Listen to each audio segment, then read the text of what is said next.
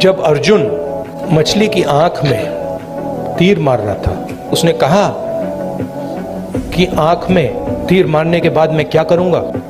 कहा था क्या? नहीं कहा था ना। उस कहानी का मतलब है तुम काम करो, जो होना है होगा। और ये देश तपस्वियों का है, ये देश पुजारियों का नहीं है। रियलिटी इस देश की ये है। महाभारत युद्ध के दौरान श्री कृष्ण ने अर्जुन को फल की चिंता किए बिना कर्म करने का संदेश दिया था। गीता के इस संदेश को आज पूरी दुनिया मान चुकी है। भारत जोड़ो यात्रा के दूसरे चरण के चौथे दिन राहुल गांधी धर्मनगरी पहुंचे तो उन्होंने भी कई मायने से पार्टी कार्यकर्ताओं व नेताओं को कर्म का संदेश दिया।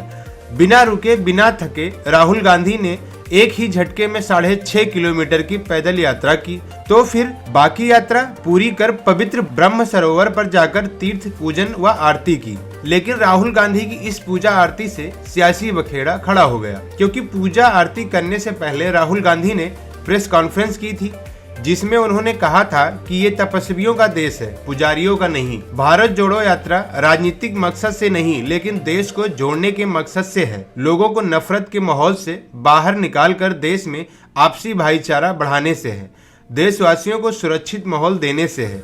उन्होंने कहा बीजेपी आरएसएस फोर्स पूजा की ओर देश को ले जा रहा है। उनका कहना है कि जो उनकी पूजा करेगा उसे ही सम्मान मिलेगा, जबकि कांग्रेस पार्टी ने यही लड़ाई शुरू की है। कांग्रेस तपस्या का संगठन है। भारत जोड़ो यात्रा पूजा और तपस्या के देश की लड़ाई है। यात्रा में स्पष्ट कर दिया कि कांग्रेस तपस्या का संगठन है। भारत जोड़ो यात्रा का हर जगह भव्य स्वागत हो रहे हैं, जिससे स्पष्ट है कि देश के लोग सच्चाई को जान चुके हैं। आगे राहुल गांधी ने कहा कि कांग्रेस का मकसद तपस्या के साथ देश को आगे बढ़ाना है और यही कांग्रेस का सिंबल है। शिव जी, गुरु नानक देव जी, भगवान बुद्ध भी हाथ खड़ा कर अभय मुद्रा में दिखाई देते हैं। ये तपस्या का प्रतीक है। उसी मुद्रा में कांग्रेस है, जिसका मकसद देश को जोड़कर आगे बढ़ने का है। वहीं राहुल गांधी ने भारतीय जनता पार्टी और आरएसएस को निशाने पर लिया है। उन्होंने कहा ये दोनों देश को फोर्स पूजा की ओर ले जा रहे हैं, जबकि भारत देश तपस्या का देश है और यहाँ हर देशवासी अपने अपने काम में तपस्या कर रहा है। लेकिन भाजपा सरकार इस तपस्या की इज्जत नहीं कर रही है और यही कारण है कि आज हर कोई निराश है। भाजपा सरकार ने ही देश में नफरत का माहौल पैदा किया है और आज ना किसान का सम्मान है और ना युवा का सम्मान किया जा रहा है, ना छोटे दुकानदार का सम्मान है। देश की पूरी अर्थव्यवस्था 4 से 5 लोगों के हाथ में दे दी गई हुई है और यही वजह है कि आज देश में बेरोजगारी चरम पर है, युवाओं में निराश है, किसान परेशान है और उद्योग समाप्त हो रहे हैं। वहीं राहुल गांधी के इस तपस्वी पुजारी वाले बयान को लेकर बीजेपी लगातार निशाना साध रही है। इस कड़ी में केंद्रीय मंत्री साध्वी निरंजन ज्योति ने कहा कि राहुल गांधी ने सभी भारतीयों का अपमान किया है। जो मंदिर में प्रार्थना करने जाते हैं, तपस्वी और पुजारी एक ही चीज है। उन्हें हमें बताना चाहिए कि अगर वह अपनी कही बात पर विश्वास करते हैं तो वह जनेऊ पहनकर मंदिर क्यों जाते हैं? क्या वह राजनीतिक लाभ के लिए मंदिरों में जाते हैं? वहीं बीजेपी के प्रवक्ता शहजाद पूनावाला ने कहा कि कांग्रेस में डिवाइड एंड रूल का डीएनए है और वे फिर से हिंदुओं को बांट रहे हैं। राहुल गांधी कहते हैं ये देश तपस्वी का है, पुजारियों का नहीं। तपस्या का सम्मान करे लेकिन पुजारियों का अपमान क्यों करे? कांग्रेस हमेशा हिंदू आस्था का उपहास उड़ाती है। कांग्रेस हमेशा भगवा वश से लेकर श्री राम के अस्तित्व पर सवाल उठाने तक उपहास उड़ाती आई है। अभी के लिए इतना ही। बाकी खबरों को देखने के लिए देखते रहिए देश हित न्यूज। धन्यवाद। आरएसएस चाहता है कि फोर्सिबली उनकी पूजा हो। मोदी जी चाहते हैं, इसलिए वो आपसे नहीं मिलते हैं, कि फोर्सिबली उनकी पूजा और देश में सब लोग उनकी पूजा करें।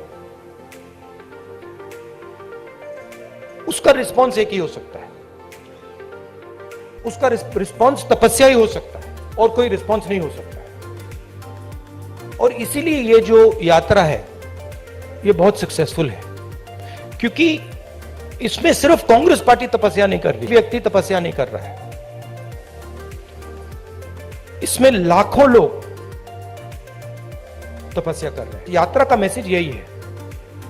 जो मैंने अभी आपको बोला, जो आपने रोड मैप की बात पूछी, कि इस देश में तपस्या की रिस्पेक्ट होनी चाहिए, स्किल्स की रिस्पेक्ट होनी चाहिए, काम की रिस्पेक्ट होनी चाहिए। कांग्रेस पार्टी ये कहती है, हिस्टोरिकली ये कहा है, और बीजेपी कहती है, आरएसएस कहती है कि नहीं भैया, तपस्या की कोई रिस्पेक्ट नहीं होनी चाहिए। जो हमारी पूजा करेगा उसकी रिस्पेक्ट होगी। अब आप इस फ्रेमवर्क से नोटबंदी को देखिए। क्या नोटबंदी ने हिंदुस्तान के गरीब की तपस्या की रिस्पेक्ट की? बिल्कुल नहीं। वो तपस्या पर आक्रमण था। उसका मैसेज था किसान से, छोटे मजदूर से, छोटे व्यापारी से, भैया तू जितनी तपस्या करनी है तू कर ले, कुछ फर्क नहीं पड़ेगा, जला देंगे। और बीजेपी आरएसएस इस देश को फोर्स्ड पूजा की ओर ले जा रही है, धन का प्रयोग करके, इंस्टीट्यूशंस को कैप्चर करके, लोगों को डरा के, आप लोगों को डरा के।